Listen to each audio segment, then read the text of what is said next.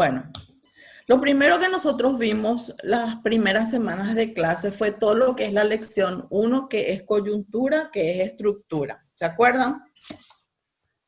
Y que es lo principal que quiero destacar en ustedes en este repaso, que quiero que ustedes sepan que todo lo que es el análisis de coyuntura es nada más que una herramienta. ¿Para qué? Para poder entender el comportamiento que pueda tener todo lo que es el sistema político, social, cultural, ambiental. Y tiene en cuenta varios elementos específicos. Lo primero que son todos los que son los acontecimientos.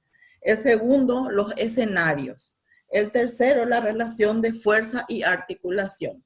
Y no se olviden de los actores. Yo no quiero comenzar así a dar una clase, ¿verdad? Lo que yo quiero es nada más sacar puntos así bien característicos y bien específicos de las cosas. La lección 1 es fácil, no hay problema. Usted tiene que saber que en el análisis de coyuntura se presenta dentro de un territorio en un determinado de tiempo y es nada más que para poder entender, comprender el comportamiento dentro de un escenario entre diferentes actores. Ya hablamos, no vamos a hablar de lo que son actores, de lo que son escenarios, ya no vamos a hablar de lo que es hito, hablamos también en su momento de hitos, de todo. Luego pasamos a una clase larga, a unas clases largas, a unas clases difíciles, que es políticas públicas. Antes de pasar a políticas públicas, yo quiero saber si ustedes tienen alguna pregunta con relación a la lección 1 o a la lección que yo le llamo todo lo que es lo relacionado al análisis de estructura y coyuntura. Están todos, veo que están todos silenciados. Pueden sacar y pueden preguntar. Vamos a hacer más interactivo, Adri, esto. Y tienen que activar más su micrófono. Parece que no están. Tienen que, lo que yo quiero es que me pregunten cosas lección 1. Si no hay preguntas, entonces paso. ¿Sí? Esa va a ser nuestra metodología. ¿Les parece bien? Okay, bueno, vamos a hacer. Profe, una pregunta. Disculpe, ¿cuál dijiste que eran las características? A ver, apenas. ¿Qué preguntaron? Las características, profesora. El acontecimiento, escenario, articulación. Claro, esos son los elementos de análisis. Elementos de análisis. Exactamente, los elementos de análisis, que los elementos de análisis son actores, escenarios, acontecimientos, relación de fuerzas. ¿Sí? ¿Algo más ahí? Y en base a eso se hace. ¿Para qué queremos ver eso? Para saber cuál es el comportamiento que está teniendo una coyuntura. Ahora tenemos una coyuntura muy marcada, que es todo lo relacionado a la coyuntura sanitaria, a la coyuntura de salud. Entonces nosotros queremos saber cómo está funcionando esa coyuntura. Y para eso nos está dando datos. ¿Cuál es el tema de nuestro acontecimiento? El tema de COVID-19. ¿Cuál va a ser nuestro escenario? Depende de nosotros. Si vamos a tomar toda la República del Paraguay o vamos a tomar solamente lo relacionado a un sector específico. Puede ser Asunción, puede ser Central o algún departamento. Eso ustedes lo van a decidir. El tema de los escenarios. Ustedes van a definir cuál va a ser su escenario, no obstante, ustedes tienen que tener muy bien delimitado el escenario. Luego también tenemos los actores. ¿Quiénes van a ser los actores en este caso? En este caso, ¿quiénes van a ser los actores? Toda la población paraguaya. ¿Y cuál va a ser la relación de fuerza y cuál es la articulación que existe? La articulación, el principal articulador en este momento es el Ministerio de Salud, el que está comandando todo esto. Y el Ministerio de Salud es el que nos dicta ahora cuál va a ser nuestro norte y cuál va a ser cuál va a ser nuestra guía, qué camino vamos a seguir. El Ministerio de Salud actualmente viene a ser no solamente nuestra guía, sino el que tiene el poder dentro de nuestra coyuntura. El que tiene el mayor poder dentro de nuestra coyuntura. Es el que decide nuestras vidas actualmente. Si, por ejemplo, dentro de el jueves evalúan porque hay varias personas que están sin nexo, o sea, varias personas contagiadas que están sin nexo, entonces el Ministerio de Salud va a decidir si vamos a continuar con la fase 2 con la cuarentena o vamos a poder pasar a la fase 3. Los que guían nuestros pasos ahora es el Ministerio de Salud. Entonces, todas esas relaciones, todos esos estudios ustedes tienen que hacer también. No se olviden también el ámbito geográfico, que cuando hablamos de escenarios, también es muy importante el ámbito geográfico. Y dentro de lo que es la coyuntura de salud, también vamos a analizar, no solamente de la cuestión de salud, tenemos que analizar también todo lo relacionado, depende de nuestro análisis. Nosotros vamos a decir, si vamos a analizar la parte ambiental de este problema sanitario, si vamos a analizar todo lo que es la problemática económica, la problemática de educación, todo lo que es los efectos derivados de esta pandemia y así sucesivamente. ¿Preguntas? Nada. Todo claro. Bueno, pasamos a la lección 2 entonces. Cuando hablamos de lección 2, la lección 2 hablamos de política. Hablamos de políticas públicas, o sea, hablamos de políticas públicas, políticas sociales. Dentro de políticas públicas hablamos de políticas públicas de excelencia. Y dentro de esas políticas públicas de excelencia también hablamos de lo que es la característica de las buenas políticas públicas. Cuando hablamos de políticas públicas, una de las definiciones que más me gusta a mí es el tema de decir, es aquello que un gobierno, una política pública es aquello que un gobierno hace o deja de hacer directamente. O si no, también decir, o sea, una política pública es la provisión de bienes públicos por parte del Estado en respuesta a fallas ocasionadas por el mercado. O sea, nosotros tenemos que dar, o sea, el Estado tiene que dar esa respuesta debido a las fallas que existen dentro del mercado. ¿Qué significa eso? Que puede existir a lo mejor bienes que no se producen en una buena cantidad. Dentro de esas, también el tema es que me gusta otra definición de políticas públicas, que son cursos de acción puestos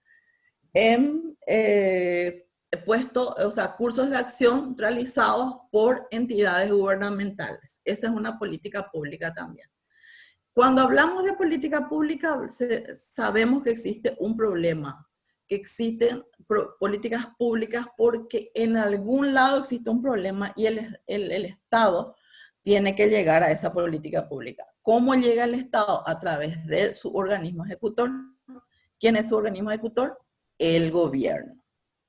Y así sucesivamente. Luego hablamos también de lo que hay algo muy importante que tienen que diferenciar muy bien, son la estructura analítica de las políticas públicas. Tenemos la estructura analítica de una política pública así, como se dice, dentro, pura, y tenemos la estructura analítica dentro de lo que es del quehacer del gobierno. Cuando hablamos, la gran diferencia que existe es que del quehacer de gobierno existen 3 partes de una política pública y la estructura analítica es de 4 partes. Los dos son prácticamente iguales, salvo dentro de la estructura analítica que existe el origen. ¿Por qué? Porque dentro del quehacer del gobierno tenemos diseño, ejecución y evaluación de las políticas públicas. Y dentro de la estructura analítica tenemos origen, diseño, gestión y evaluación de las políticas públicas. Y ustedes me van a preguntar, ¿por qué esa diferencia? Existe esa diferencia porque el origen de una política pública puede nacer en un escritorio, o sea, puede nacer a través de necesidades básicas insatisfechas.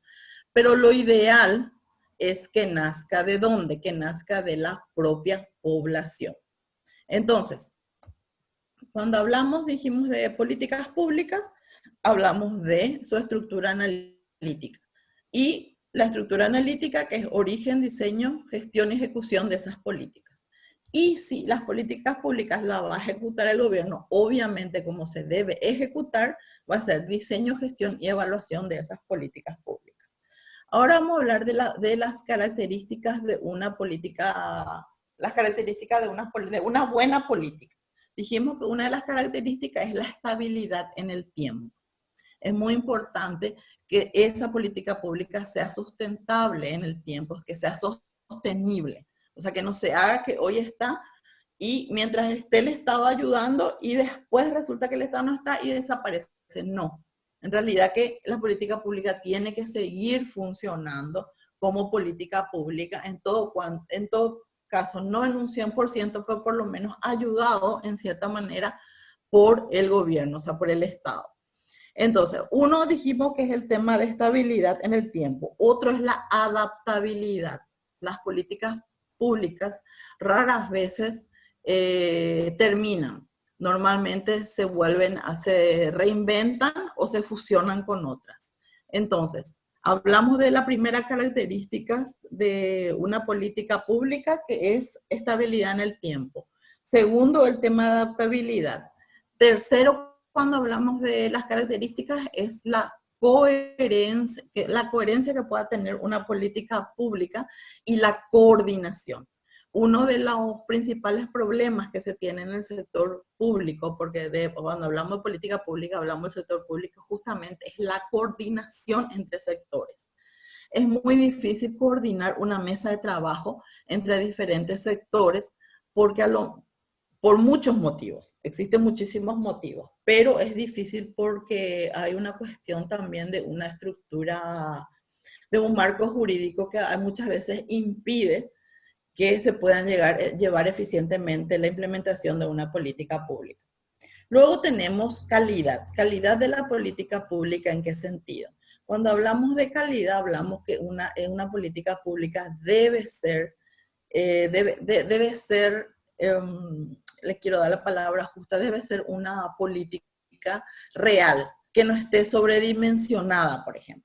Que contemos con fuente de financiamiento, que sepamos para dónde queremos ir, que sepamos cuál va a ser nuestra población focal, a dónde va dirigida esa política pública. Por eso cuando siempre hablamos de orientación, tiene que estar bien orientado, o sea, tiene que estar bien focalizado y tenemos que tener muy bien definido quiénes van a ser nuestra población objetivo. Luego tenemos eficiencia. Cuando hablamos de eficiencia, hablamos de la mejor utilización de los escasos recursos. Cuando hablamos de esa mejor utilización, sabemos que el papel aguanta cualquier cosa, pero la implementación en el campo es el problema. Tenemos que tener muy claras dentro de una política pública cuáles son las estrategias de intervención que vamos a tener en cada área de esa política pública. Porque cada área de política pública tiene su propia forma de implementar, tiene su propio método. Así también depende si va a ir depende de qué tipo de poblaciones. Hay poblaciones indígenas que tienen totalmente otra manera de implementar políticas públicas para el sector indígena. O sea, las estrategias de intervención son diferentes. Las políticas a ser aplicadas dentro de los pueblos originarios son también diferentes. Entonces, todo eso se tiene que tener mucho cuidado. Una vez que nosotros terminamos todo el tema de, cuando hablamos de políticas públicas, de una buena política pública, pasamos también a hablar de lo que son las políticas públicas de excelencia. Cuando hablamos de una política pública de excelencia, lo primero que tenemos que tener es una buena fundamentación de una política pública. ¿Qué significa? Que tiene que estar ampliamente determinada. Tenemos que saber cuál es la idea y hacia dónde vamos y qué es lo que queremos. Tenemos que tener muy claro la fundamentación, o sea, saber fundamentar.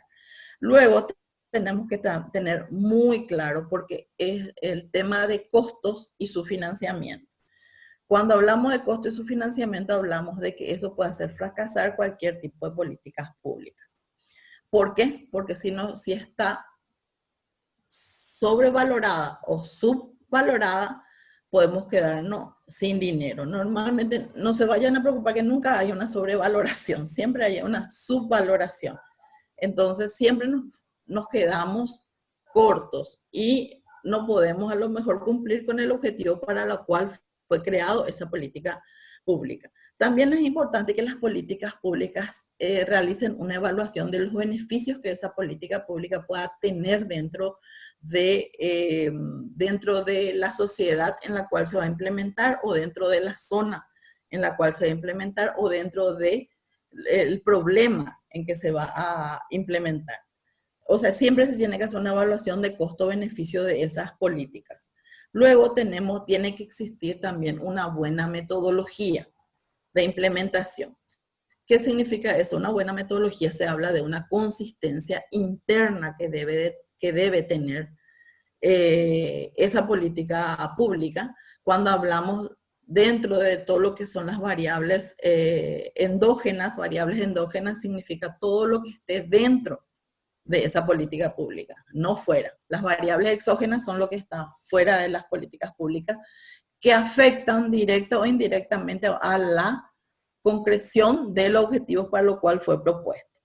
Luego tenemos que hablar también, es otro punto importante, por eso hablamos de políticas públicas de excelencia, cuando hablamos de oportunidad política. Cuando hablamos de oportunidad política, esa política pública debe estar consensuada entre todos los sectores para que pueda tener una gran oportunidad de cumplir con el objetivo para lo cual fue creado. ¿Qué significa? Que todos los sectores, tanto hablamos de partido político, sociedad, sociedad civil, sociedad, ¿cómo se dice? Estado, o todo lo que es el tema de también de los partidos políticos, que esté consensuado, y entonces esa política va a tener una mayor fuerza. La claridad de los objetivos dentro de una política pública de excelencia es demasiado importante. Es nuestro norte, es a dónde nosotros queremos llegar y cómo vamos a llegar. Es lo que nosotros decidimos. Bueno, hoy yo estoy acá, esta es mi línea de base, tengo 1000 personas que se están muriendo de hambre y que necesito ayudarle a esas personas, y dentro de un año voy a estar acá, a lo mejor con 100 personas nomás que se mueren de hambre, vamos a decir, pero 900 personas ayudó esa política pública durante su implementación. ¿Qué significa? Que siempre se debe tener, aparte de tener una línea de base y una línea de meta, tenemos que tener indicadores. Esos indicadores nos van a permitir a nosotros poder medir el logro de cada objetivo para lo cual fue propuesto. También es muy importante la capacidad del instrumento. ¿Qué instrumento nosotros vamos a utilizar para poder llegar? O sea que una cosa vamos a hablar de diagnóstico y otra cosa de instrumento. De diagnóstico le voy a hablar dentro de un rato, sino que volvemos otra vez a hablar de estrategias de implementación. ¿Cómo vamos a lograr el objetivo de nuestro proyecto? Eso es lo importante. Nosotros tenemos que llegar, y para eso vamos a tener nosotros unos instrumentos para la aplicación de todas las actividades que nosotros vamos a realizar para el logro de esos objetivos. Y luego, una vez que hablamos de políticas, que es largo, que eso ya va a quedar, estamos nada más que haciendo un repaso general, hablamos de un poco de definición de políticas, hablamos de política, de todo lo que es el establecimiento de esas políticas públicas, hablamos todo lo que es la característica de una política pública, hablamos cuáles son las características de una política pública de excelencia, bajamos a lo que es una política social. ¿Y qué es una política social? Es un instrumento. ¿Qué significa un instrumento? Es un instrumento que utilizan los gobiernos. ¿Para qué? Para regular y complementar todo lo que son las instituciones de mercado. ¿Qué significa? Debido a que, como dijimos hace rato, existen fallas de mercado, entonces hay sectores desprotegidos por culpa de esta falla en el mercado, la política social entra en acción ahí. Pero cuando hablamos de política social, hablamos de una política que no busca el lucro, como a lo mejor una política económica. sino que busca el bienestar por sobre todas las cosas, independientemente que exista o no el lucro.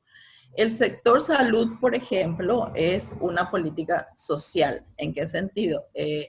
Porque la gran diferencia que existe entre los hospitales públicos y privados. El privado no es una política pública, es una política privada.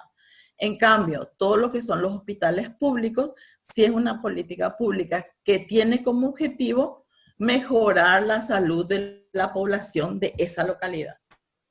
Pero ¿qué pasa? Ahí prácticamente no se paga nada. Antes, al menos está el tema hasta ahora, el tema de gratuidad. No sé si se aplica o no, pero yo sé que prácticamente no se cobra nada, inclusive te dan medicamentos. Entonces, ¿qué pasa? Esa es una política social donde normalmente el mercado no llega o es injusto, porque cuando hablamos de política social, no solamente hablamos de falla no solamente hablamos de falla de mercado, hablamos también de fallas de estructuras sociales, que incluye también, no nos olvidemos que incluye todo lo que sea el tema de distribución, el tema de protección y de justicia social. Y ahí directamente focaliza todo lo que es el tema de política social. El diseño de la política social se basa, si me voy muy rápido me avisan, gente, yo nada más que le estoy dando una pincelada en base a un resumen que tengo y que considero que es lo más importante. O sea, obviamente le va a salir en el examen cuáles son las estructuras de una política pública, por ejemplo. Yo les paso un dato, ¿verdad? O sea, eso no voy a dejar de pasar, o sea, tengo que preguntar para saber si ustedes lo saben o no, ¿verdad? Volviendo otra vez al tema del diseño de políticas públicas, se hace en base a un diagnóstico social. Normalmente los diseños se hacen en base a diagnósticos, pero ahora nosotros nos vamos al diseño de un diagnóstico social. Y hay más o menos 5 componentes que se debe identificar muy bien dentro del diseño de un diagnóstico social. En primer lugar es identificar todo lo que son identificar cuáles son las necesidades, identificar cuáles son los obstáculos, identificar cuáles son los riesgos, identificar cuáles son las dinámicas del mercado laboral e identificar lo principal, cuáles pueden ser las fuentes de conflicto. Nosotros cuando hacemos política social estamos trabajando con sectores vulnerables, con personas en estado de vulnerabilidad. Entonces, ¿qué es lo que la política busca? La política... Profesora, Sí. ¿podría repetir los componentes? Bueno, les digo, un diagnóstico social. ¿Qué tienen que tener en cuenta para un diagnóstico social? En primer lugar, tiene que identificar las necesidades. ¿Cuáles son las necesidades del grupo focal, del grupo a que ustedes se va a ir dirigida la política social, ¿verdad? Segundo, tienen que identificar los obstáculos. ¿Cuáles son los obstáculos que ustedes puedan tener para lograr con el objetivo de esa política social? Tercero, ¿cuáles son los riesgos? Ya hablamos de riesgos positivos o riesgos negativos. Hablamos también, estos van a ser nuestros supuestos también. ¿Cuál es la dinámica del mercado laboral? Es muy importante que sepan cuál es la dinámica del mercado laboral, si existe una alta tasa de desempleo o existe una alta tasa de subempleo, todo eso van a tener que saber. ¿Y cuáles son las fuentes de conflicto? ¿Cuáles son los potenciales conflictos que pueda tener a la hora de implementar esta política social? ¿Quedó claro? Clarísimo. Genial. Una vez que hablamos de política social, nos vamos a hablar terminamos ahí con política social, después hay todo el tema de cuándo comenzó, el tema que en los años 80 era asistencialista y después ya recién a partir, porque la política social tiene 40 años nomás por ahí, ¿verdad? Para eso se crearon los objetivos de desarrollo del milenio y ahora a partir del 2016 creo que están los objetivos de desarrollo sustentable y así sucesivamente. Para eso existen políticas, existen convenios internacionales en el cual se crean objetivos y metas o con indicadores de cumplimiento. Paraguay en algunas metas del Objetivo de Desarrollo Sustentable estamos muy atrasados, para no decir aplazados en la mayoría. Entonces, sí hay cosas que se debe redireccionar. Ahora, en realidad, nos salvó la campana de la pandemia. Entonces, por eso no hay cosas que no se van a dejar de evaluar o se está teniendo un cierto nivel de tolerancia en cuanto a ciertos requisitos de convenios supranacionales ya, o sea, entre países, ya son convenios entre países, esos convenios ratificados a nivel de Naciones Unidas, la Organización Mundial de la Salud y así sucesivamente. Bueno, Profesora, sí. una pregunta. Sí. En relación a esto que vos estabas hablando sobre políticas públicas y políticas sociales, yo estaba revisando el material este de CEPAL. CEPAL trae solo hasta la página 23 y luego ya viene la conclusión. Y no incluye la parte de políticas sociales, solo políticas públicas. Lo que me gustaría saber es si eso de lo que vos recién hablaste está en los Power. Sí, mi vida. Yo di dos. Los materiales, no me acuerdo, recuerdo eso. Dos materiales. Uno es política social de Isabel Ortiz. Sí. Que está todo lo que es política social. Porque en el material ese de CEPAL solamente... no, ese es solo políticas públicas. Solo políticas públicas. Es la política social. Políticas sociales y el otro están en los otros dos materiales, ¿verdad? Sí, así mismo. Ahí tenemos dos papers muy buenos, que son, sí. Uno es de Isabel Ortiz y el otro de la CEPAL, de Eugenio Laera. Sí, eso más, ¿sí? Profe, le quiero consultar. Gracias. Está todo, chicos. Está en el Classroom también, ¿ok? Bueno, luego de hablar de todo este tema de políticas, porque ya que tenemos, imagínense, hace media hora venimos hablando, creo que tenemos 4 minutos nomás ya. Luego de hablar todo esto, entramos a hablar en lección 1, 3, 4 van a dar con el profe. Yo conmigo van a dar solamente la lección 2, que es la lección más densa y más argel, ¿verdad? Pero la lección 2, ¿qué hablamos? Hablamos del tema de pobreza. ¿Cómo se mide en Paraguay el tema de pobreza? ¿Quién decide por mí si yo soy pobre o no soy pobre? ¿O quién decide por Aurea si es pobre o no es pobre? ¿O quién decide por Héctor si es pobre o no es pobre? Entonces, cuando hablamos de una pobreza monetaria, se calcula comparando los ingresos per cápita de los hogares. Siempre, por eso antes, uno de los principales problemas que tenía nuestro boletín de pobreza, que solamente se hablaba de pobreza. Desde hace 2 años ya se identifica mejor que es pobreza monetaria. ¿Por qué? Porque se mide a través del nivel de ingreso de una persona. Entonces, es una cuestión de medición monetaria. Seguimos. Bueno, antes que se va a cortar, vamos a seguir con otro. En 3 minutos se corta, por eso pregunto si vamos a seguir con otro o... Sí, profesora. ¿Sí? Sí, profesora. Sí, profe. Sí, continuamos. Genial. Entonces continuamos. Ya hablamos muchísimo en la clase que tuvimos pobreza. Hablamos del tema de línea de pobreza extrema, que representa el costo de una canasta básica de alimentos. No se olviden, yo hice acá está. A ver, vamos a ver. ¿Se acuerdan este grafiquito? Hermoso, ¿no? Dibujo también como el profe, pero dibujo. ¿Se acuerdan este gráfico? Ahí ven. Entonces, sí. Acá tenemos el ingreso per cápita. Hablamos de línea de pobreza, o sea que línea de pobreza total, ¿sí? Extrema. Hablamos de línea de pobreza extrema y línea de pobreza total. La línea de pobreza extrema que está representada por el costo de una canasta básica de alimentos. Y la línea de pobreza total es igual a la canasta básica de consumo. ¿Cuál es la diferencia que existe? La canasta básica de consumo incluye productos alimenticios y no alimenticios. En cambio, la canasta básica de alimentos incluye alimentos y bebidas no alcohólicas.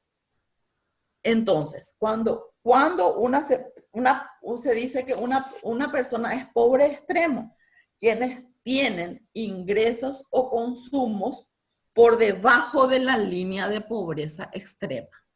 Esos son nuestros pobres extremos. Todo lo que están por debajo, bueno, no es por debajo. Yo siempre digo igual o debajo, porque también pueden caer en la línea. Entonces, quienes están igual o debajo están dentro de los pobres extremos. ¿Quiénes? A través de la línea. ¿Cuál es la línea de pobreza extrema? Es a través de la canasta básica de alimentos. ¿Sí? O sea que su ingreso es igual o menor al costo de la canasta básica de alimentos. Eso es pobreza Perfecto. extrema. ¿Quién va a hacer eso? Pobreza extrema. Perfecto, Héctor. Eso es. Eso es pobreza extrema. ¿Y quiénes son pobres? Aquellos que tienen un ingreso igual al costo de la canasta básica de consumo. Perfecto, Héctor. Así mismo. ¿Y quiénes son los pobres? Los que están arriba de la canasta básica de consumo. ¿Sí? Así mismo. Profe, ¿podría repetir lo de la canasta básica de consumo? Bueno, la canasta básica de consumo se mide la línea de pobreza. ¿Qué incluye una canasta básica de consumo? Incluye todo lo que son los productos alimenticios y no alimenticios. ¿Qué significa eso? Que bienes y servicios. Por eso se llama bienes y servicios, pero por eso, para abrir un poco les pongo productos alimenticios y no alimenticios. Eso es lo que incluye. En cambio, la línea de pobreza extrema, o sea, la canasta básica eso es de consumo. La canasta básica de alimentos es solamente de alimentos. ¿Pero está Entonces, medida en una cantidad monetaria o, por ejemplo, 2 papas, 2 melones o así 50 mismo, yuan? en realidad que ese está, en el Power que yo les di, hay una estructura de las cosas que entran dentro de una canasta básica. Es papa, como vos decís, son verduras, frutas, por eso dice alimentos y bebidas, no alcohólicas. Eso se hace, ustedes saben cómo se mide eso, a través de la encuesta permanente de hogares y el índice de precio al consumidor. O sea, se unen dos, para el tema de pobreza se une tanto la Dirección General de Estadística, Encuestas y Censos y se une el Banco Central del Paraguay a través de todo lo que es el tema de indicadores económicos. Porque los indicadores sociodemográficos lo hace la Dirección General de Estadística, Encuestas y Censos. Entonces, todo lo que es el tema de la canasta básica de alimentos que está compuesta, eso se hace ¿cómo se dice? Se habla como canasta básica de alimentos a un montón de productos que ingresan en esa canasta y se necesita como un mínimo para poder subsistir, para tener una vida digna. Profe, voy a preguntar un poco otra vez porque me causa curiosidad nomás. Sí. Se hace la canasta en base a las encuestas que se hicieron, o sea, ¿qué es lo que el paraguayo consume o lo que debería consumir? No, hay una canasta que ofrece que el Ministerio de Salud te dice, esto es lo que el paraguayo debe consumir todos los días, en base a ciertas edades, ¿verdad? Y otra cosa es lo que se va y se le pregunta durante la encuesta, ¿qué es lo que más consume? Genial, ¿Sí? genial, profe. Pero es todo una cuestión de técnica, es una metodología. Si querés más información, yo puse, porque ahí se dice la metodología. Yo alcé en el Classroom, está todo el tema del boletín de pobreza. Te recomiendo que entres allí y veas, son como 30 páginas más o menos. Es muy interesante para que sepas cómo se mide. Porque hay dos cosas que yo alcé. Uno es el Power de lo que oficial de lo que hace la Dirección de Estadística, Encuestas y Censos, y otro es el boletín de pobreza. Ese boletín de pobreza está toda la metodología de la captación. y del procesamiento. Eso te va a abrir totalmente. Es una cuestión que ya no Profe, tenemos. Sí, creo que hicimos luego un ensayo sobre ese boletín, si no me equivoco. sí hicimos. Ah, En sí. clase hicimos. Profe, una consulta. Te escucho. Discúlpame, en la canasta básica se medía a través de la encuesta permanente de hogares y el otro, Espera, ¿sabes que te sale súper mal? ¿Qué me preguntaste? que la canasta básica se medía a través de la encuesta permanente de hogares y el otro, O sea, no, la línea de sí, pobreza, perdón. claro, la línea de pobreza, o sea, que ¿cómo se identifica eso? O sea, ¿quiénes hacen la medición de eso? ¿Verdad? La pobreza lo hace a través de la encuesta permanente de hogares y índice de precio al consumidor del Banco Central del Paraguay. ¿Sí? Y Gracias, profe. bueno, ok, ¿qué más? Porque es más bien para preguntas esto. Bueno, profe, otra pregunta. Y a gusto. ¿Qué es lo que va a salir en el examen? No, mentira, profe. Ajá, van a ver, todo va a salir. Va a ser opción múltiple, 20 preguntas. No sé si le voy a dar 60 minutos. Ayer le tomé al quinto y le sobró todo tiempo. Entonces, Profe, pero mejor que sobre el tiempo que falte. no, obvio para ustedes, ¿verdad? Pero viste que si sobra el tiempo, por más que van a hacer a libro abierto. Entonces, bueno, el tema va a ser el tiempo para que encuentren. Profe, buenas noches. Paz Reyes te habla. Hola, Paz, Profe, sí, te escucho. ¿cómo estás? ¿Existiría la posibilidad de que tengamos un tiempo de más de 60 minutos para el examen? Porque en las parciales que tuvimos, la mayoría de los compañeros tuvieron problemas a la hora de entregar por cuestión de conexión a internet y demás cosas, o sea, O sea, que básicamente por ayer, eso, por la conexión ayer del yo internet. tomé examen a 22 personas, son pocos. Nadie tuvo problema. Se abrió a las 19 y automáticamente a través de un programa se cerró. Y nadie, todos entregaron en media hora, 40 minutos, 45. Y son 20 preguntas también. Dale, profe, muchas gracias. Va a ser muy difícil. Ojo con eso.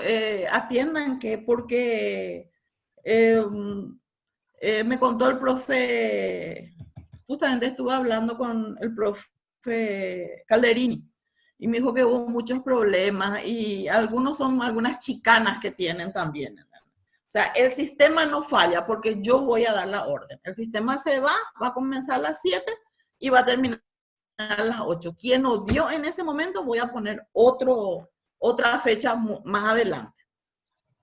Pero es difícil porque se cierra automáticamente y ustedes tienen tiempo de sobra. Ya, totalmente aclarado entonces. Gracias, profe. Justamente estaba pensando en limitar a 40 minutos. Pero para evitar el problema de que puedan tener problemas con el internet, para que puedan tener un montón así de problemas, doy 20 minutos de más. O sea, van a tener 60 minutos. Y el examen es exactamente igual que el examen que yo les doy. O sea, igual le digo en el sentido que suelo poner 20 preguntas. Lo único que acá no voy a poner falso y verdadero. Porque no voy a poner falso y verdadero porque no me parece muy subjetivo a la hora de contestar. Entonces, el examen se va a corregir automáticamente.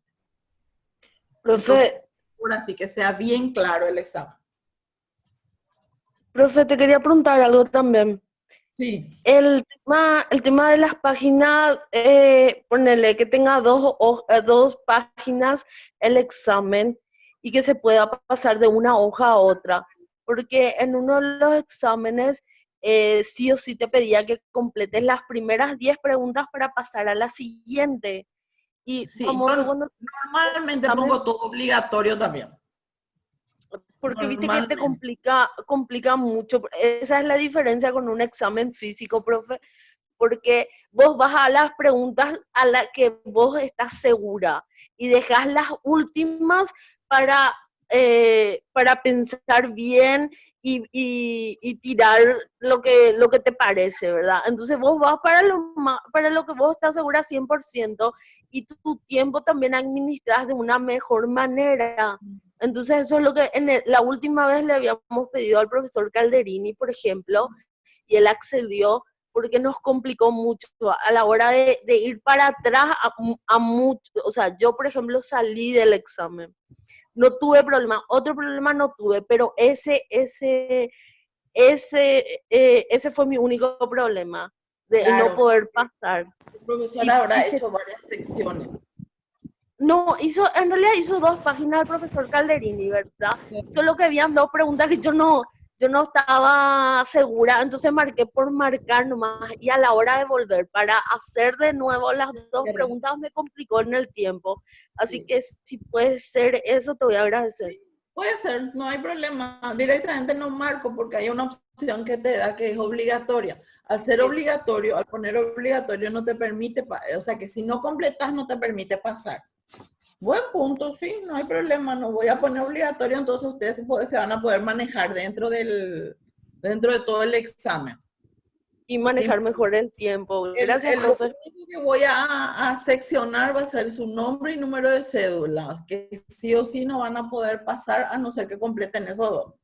Después el resto del examen ya va a ser fácil, ¿sí? Ya no voy a seccionar. Y si secciono no voy a poner obligatorias, ¿ok? Profe, Muchísimas gracias. con el tema de la puntuación, existe la posibilidad de que puedas habilitarnos. O sea, vos vas a poner un tiempo límite de entrega. Ponerle que es de las 8 y para acceder después otra vez al formulario y después de las 8 ver cuántos puntos hicimos. No se vayan a preocupar que yo ni bien termina el examen, yo ya les devuelvo los puntajes. Ya. Yo en el día de ayer, todo ya se fue en el día, ayer hice todo ahí. En 1 hora ya terminé todo porque ya el examen ya sale corregido. Sí, justamente por eso. Entonces, el examen está corregido, entonces de paso yo voy llenando mi planilla y yo ya una vez que le cargo a ustedes su puntaje, ya se va el puntaje a ustedes. Yo ya les envío a ustedes porque yo siempre devuelvo todo lo que tengo. Ya. Profe, ¿podrías repetir qué es lo que va a abarcar el examen? Todo lo que dimos. Vamos a tocar todo el libro de Mendonca, vamos a tocar todo lo que es políticas públicas, vamos a tocar coyuntura y estructura, van a tocar, el libro de Mendonca incluye todo lo que es clientelismo político, potencial nacional, yo ya le escribí todo eso, está en el Classroom, completito. ¿Sí? Perfecto, profe. Gracias. No es muy largo. Y no les di indicadores macroeconómicos porque ese tengo que explicar mejor y tengo que estar frente a un pizarrón y es mucho más argel. Entonces, eso se libraron gracias a la pandemia. Gracias, profe. Ok. ¿Qué más? ¿Preguntas? ¿Héctor? No, ninguno. ¿No? No, nadie más pregunta, está muy callado la mayoría. Ada quería hacer el otro día más preguntas.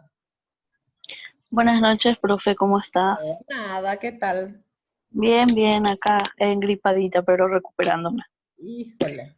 Sí, mo, porque yo mandó a ver si me va a poner tu sea cuando Coronavirus ya.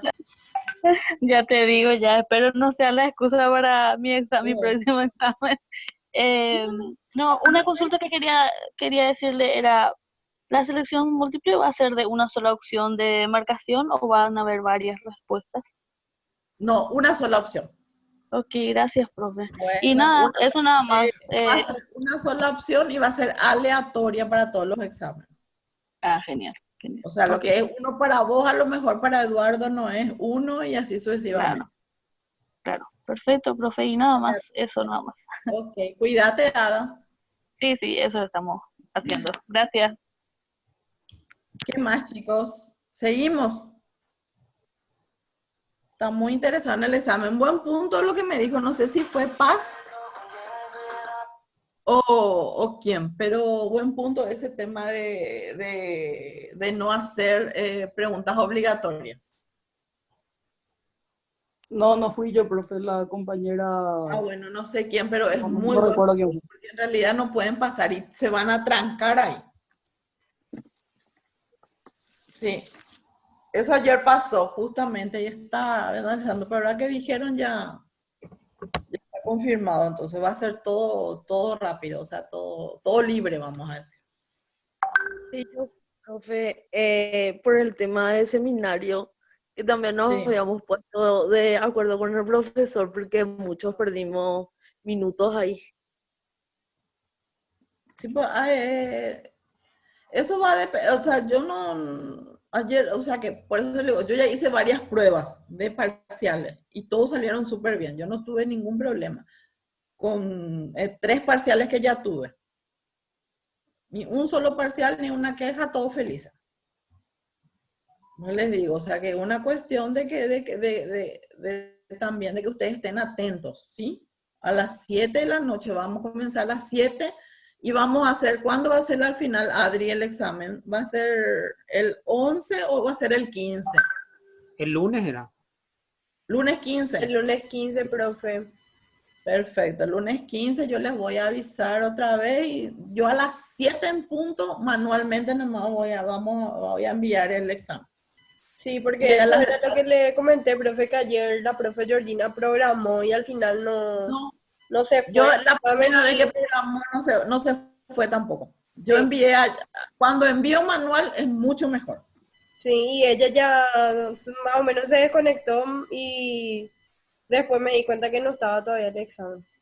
Sí, no, por eso digo, no, eso yo envío manualmente. Lo que sí es muy bueno el tema del corte. Yo hago por form limiter. Entonces ahí te corta las 20 en punto plus, se cierra el cuestionario. Sí, Y quien no entregó, ya no entregó. Rendirá en la próxima. Comió polietileno. Ule. ¿Ok? Bueno, seguimos entonces. ¿Qué les parece? Para ir terminando, porque si no vamos a quedarnos sin hora otra vez. Yo no sé quién tanto me está llamando hoy. Yo no tengo clase y nadie me llama. Yo tengo clase y todo el mundo me llama.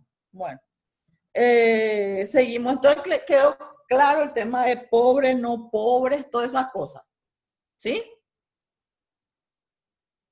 ¿Sí? Clarísimo.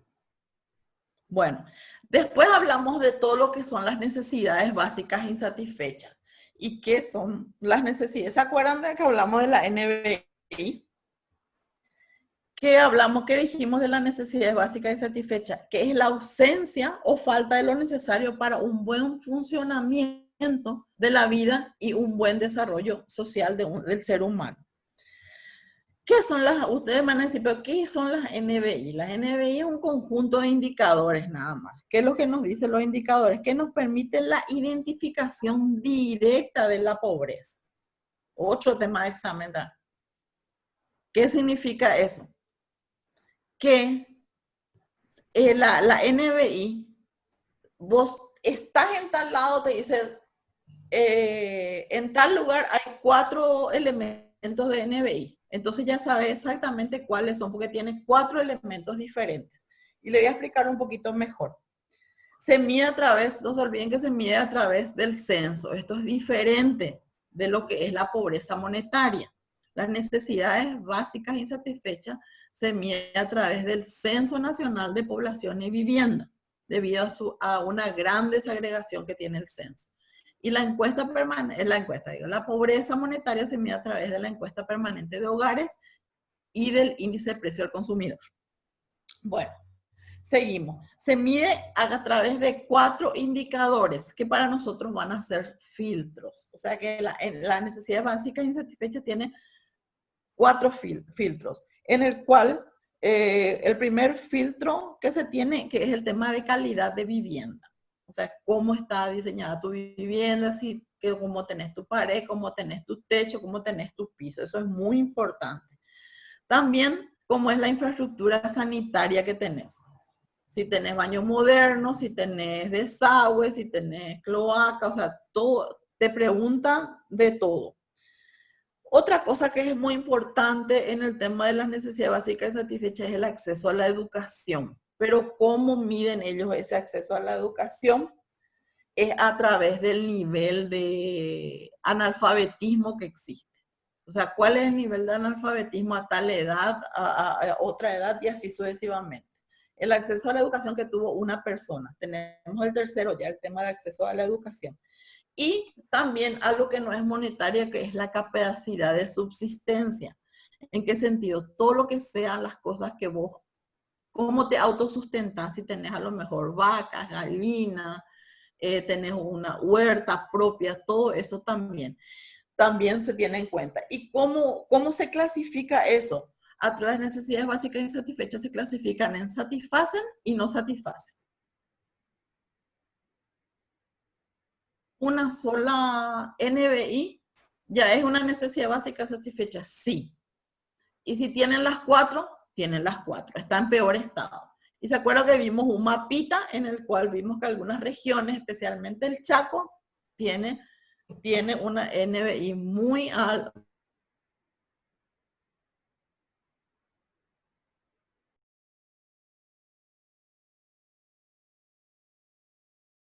Por lo relacionado, ¿quedó claro NBI?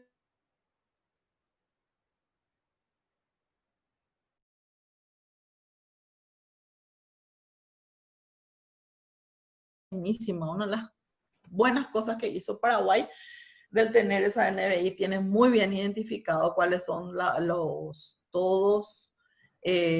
necesidades, todo lo que satisface y no satisface. Y ustedes me van a preguntar, ¿para qué sirve eso? ¿Para qué sirven todo la NBI, índice de desarrollo humano y eso? ¿Para qué sirve? ¿Para qué queremos saber? Son indicadores que sirven luego para las políticas públicas. Perfecto, eso quería escuchar. Nos sirven a nosotros, son herramientas para la elaboración de políticas públicas.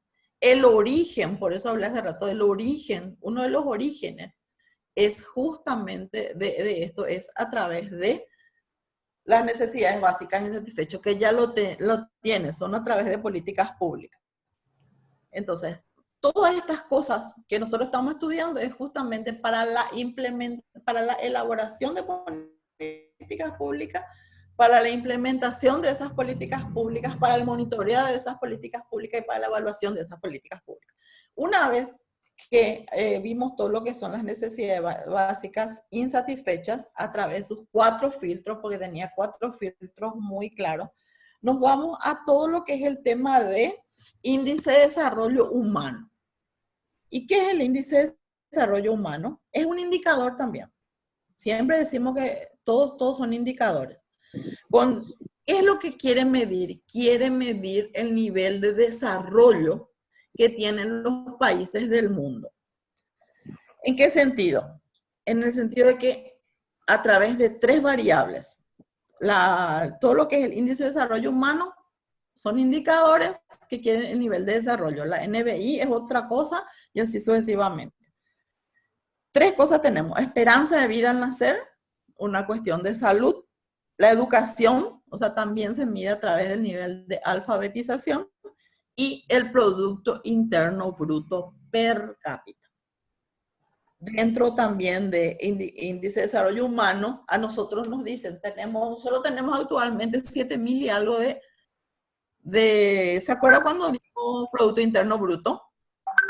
Bueno, a través de eso nosotros vimos que estamos aproximadamente más hacia los $8.000. Profesora, estamos dentro la de diferencia, sí. Este índice de desarrollo humano, ¿qué mide? ¿El acceso a la educación o el nivel de educación? No, mide el nivel de alfabetización. Nivel de alfabetización. Educación, pero mide el nivel de alfabetización. ¿Cuán calificados estamos? Y si los niños que están en una edad escolar pueden razonar, pueden hacer ciertas operaciones. Matemáticas, de castellano, etcétera. Porque vos podés estar en la universidad, pues a lo mejor puede ser que a lo mejor no tengas un cierto nivel de razonamiento y eso es lo que miden. Por eso se hace el PISA, por ejemplo, que son pruebas de matemática y eso que se hacen justamente es para eso, para el índice de desarrollo humano. aparte de Acá otras como el políticas. SNEP, ese que no. Sí, es NEPE, exactamente así mismo es NEPE. Y luego nosotros, una vez que terminamos todo lo que son estos indicadores, tenemos el tema de los pobreza, tenemos los indicadores de las necesidades básicas y satisfechas, tenemos índice de desarrollo humano. Eso es lo que está en nuestra lección 2. También tenemos por último todo lo que es el Producto Interno Bruto, que es para nosotros nuestro Producto Interno Bruto, como dijimos. El Producto Interno Bruto es el valor monetario de todos los bienes y servicios finales producidos por una economía en un periodo determinado de tiempo, normalmente un año. Y yo le expliqué cuál es la diferencia entre bienes intermedios y bienes finales en la clase. Si yo les pregunto, el Producto Interno Bruto es valor de bienes y servicios intermedios y finales, y ustedes me ponen que sí, está mal. O sea, la respuesta correcta es bienes y servicios finales que se produce en un determinado tiempo dentro de un país. ¿Está claro? Es el valor monetario. No se olviden de eso. ¿Sí? Seguimos. ¿Qué más preguntas? Profe, ¿podrías repetir? ¿Cuál? Justo me El quedó intercortado. Producto Interno Bruto. Sí. ¿Verdad? Sí, profe.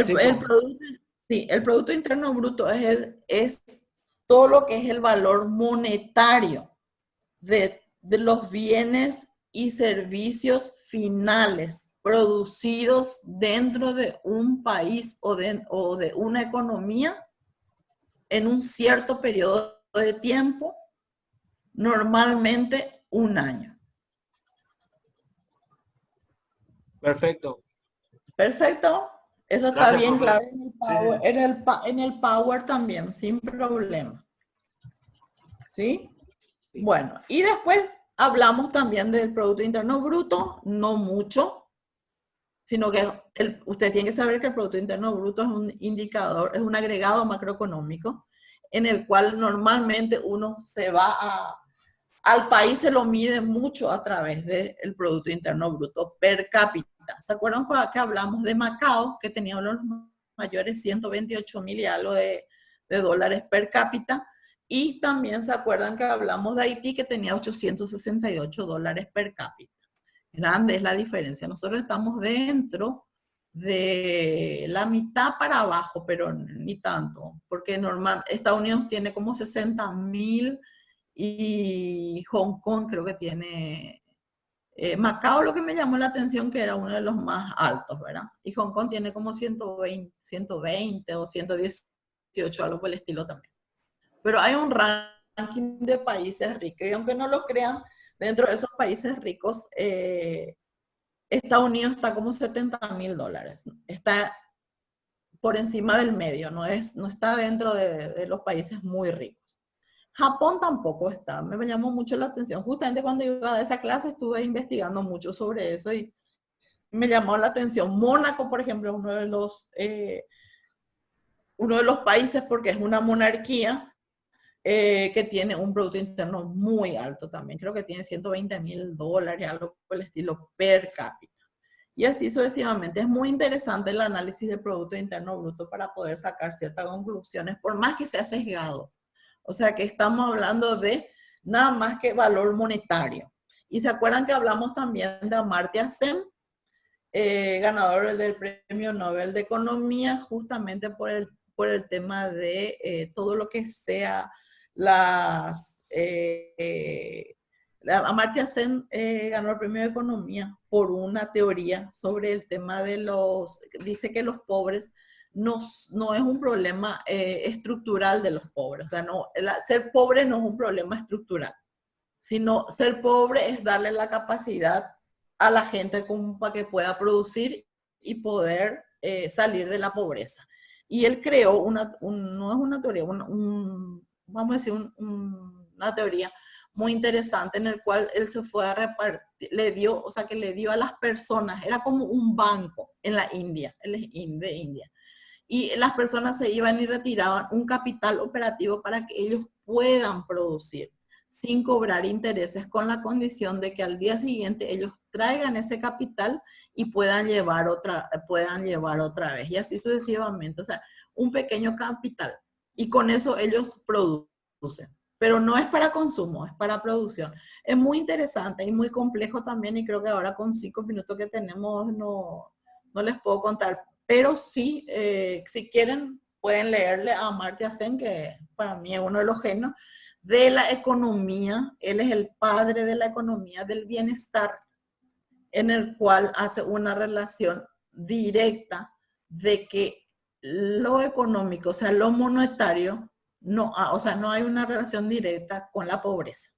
Rompió todos los paradigmas en su momento y se hizo muy famoso por eso. Profesor de Harvard, profesor de Yale, y así se fue un genio, un genio realmente. Y él lo demostró y ganó el premio Nobel por eso de economía.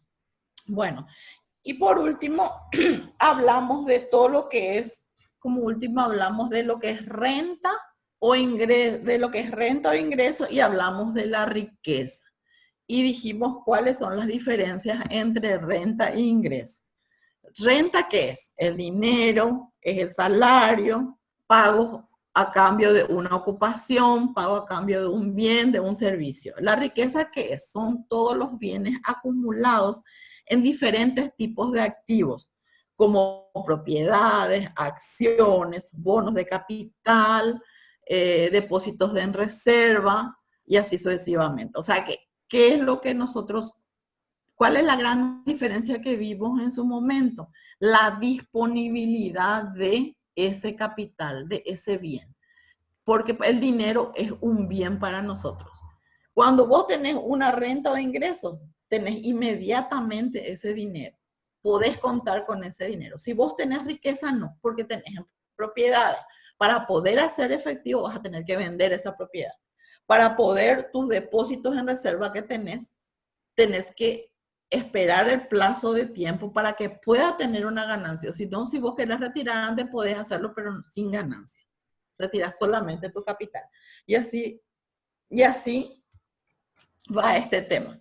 Entonces, tienen que saber la diferencia entre renta e ingreso y riqueza. Y ustedes van a preguntar, ¿por qué tenemos que saber eso? Porque eso es lo que le diferencia a los países del mundo. Hablamos de Producto Interno Bruto, hablamos de renta y hablamos de riqueza. ¿Qué es lo que pasa con estos indicadores, con estos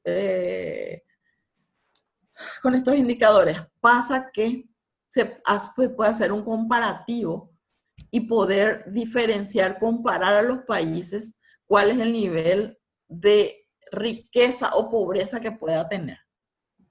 Entonces, cuando son totalmente, yo considero no justo, ¿verdad? Porque no son, pero sí son indicadores macroeconómicos per cápita que nos permite a lo mejor a nosotros hacer una comparación sesgada, desde mi punto de vista, entre diferentes países, inclusive entre familias, si estamos dentro de un entorno chico, entre familias y así sucesivamente. Yo creo que con esto terminamos, chicos.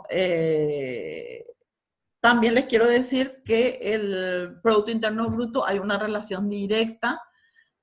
Justamente el objetivo de Daniel Mendoza en su libro es que existe una relación directa entre la democracia vulnerable y el Producto Interno Bruto. ¿En qué sentido? En el sentido de que a mayor Producto Interno Bruto, mayor es la calidad de democracia y menos peligro tiene de caer una democracia.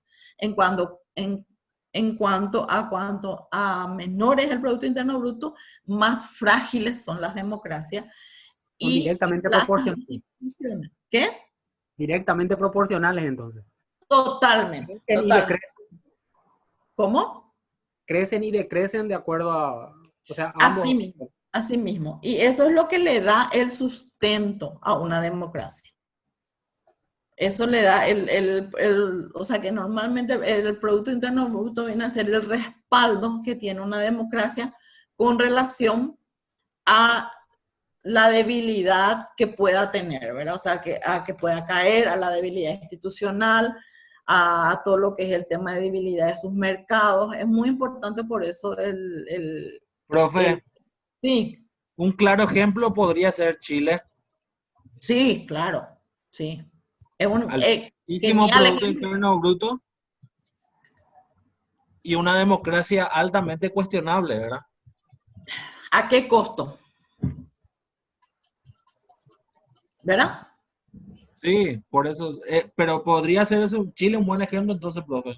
Sí, Chile es uno de los mejores ejemplos. Yo le amo a Chile. Yo estuve varios años en Chile viviendo y estudiando. Y Chile tiene una calidad de las instituciones espectaculares, tiene un nivel de educación espectacular, tiene un nivel de infraestructura súper bueno. ¿Cuál es el problema de Chile? La inequidad. Existe el desarrollo económico de Chile, le costó tener aproximadamente 70% de pobres. Y eso es un costo que en su momento se decidió, vamos a desarrollarnos, pero ¿qué pasó? Se abrió la brecha. ¿En qué sentido? Existen demasiado pocos ricos y muchísimos pobres. O sea, en Chile los ricos eran cada vez más ricos y los pobres cada vez eran más pobres y cada vez tenían más hijos. Entonces no hubo un acompañamiento de ese desarrollo económico en el sentido de que el desarrollo llegue hasta abajo, llegue justamente hasta donde a todo el mundo, no, sino que se quedó allá arriba y no permeó. Entonces ese fue el principal problema de Chile. Chile tiene una educación pum para arriba, la mayoría, el mínimo allá es Chicago Boy, por decirte, o estudia en la UCLA o estudia así, o sea, pero hay mucha inequidad, mucha desigualdad y eso crea muchos problemas sociales. Al crear esos problemas sociales también tiene una democracia dentro de todo vulnerable, por más que tenga un alto Producto Interno Bruto. Por Okay, eso, sí. Yo a eso me refería, que puede tener un alto PIB, ¿verdad? Pero se nota que la debilidad de las instituciones son cada vez más grandes, Claro. por el problema de la brecha de inequidad que hay, ¿verdad? ¿Sabes qué pasa? Siempre, Augusto, siempre hay excepciones. Y Chile es el claro ejemplo de una gran excepción.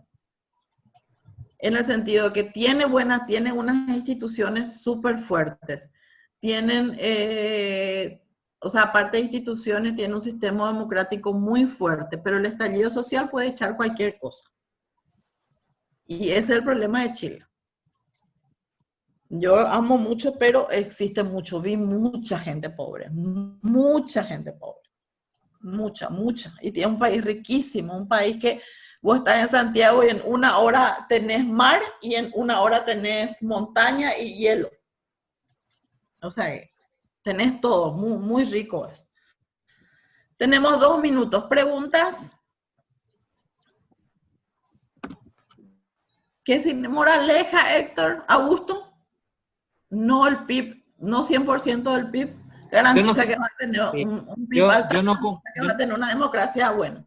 No concuerdo que sea una referencia del Producto Interno Bruto. Claro. Para mí Chile es un claro ejemplo de eso. Sí, pero son excepciones. Normalmente se da. Normalmente es porque algo tenés que medir. ¿Entendés, Augusto? De algo tenés que, dentro de los diferentes instrumentos que tenemos, vos tenés que elegir uno de los que más se adecua. Y tenés que justamente justificar que existen excepciones como existe. Nada pues es 100%. Entonces, vos tenés que saber que contás con un instrumento que no es con una calidad del 100%, pero por lo menos te permite medir en gran proporción todo lo que queremos medir, porque ¿cómo medís el tema de calidad de vida? También es subjetivo. Lo que a lo mejor a vos te da una calidad de vida, eso a mí no me da una calidad de vida. Profesora, hay economistas que hablan de crear la percepción nomás luego, ni siquiera ya de medición. Se está trabajando y no se olviden que pobreza se mide. Hablamos también en clase a través de, no se va a medir a través del ingreso, se va a medir a través de mediciones multidimensionales. ¿Se acuerdan? No sé si estuvieron en clase, pero también hablé de eso. Y justamente uno de los que proponen es Amartya Sen, el tema de la medición multidimensional de la pobreza.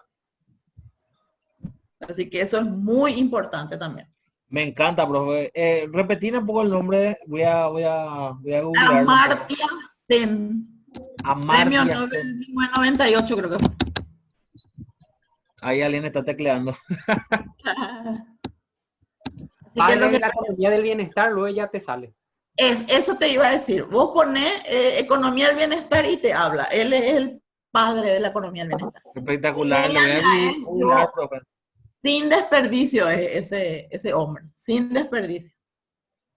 O sea, profe, no sirve de nada un PIB alto si no se da el famoso efecto derrame.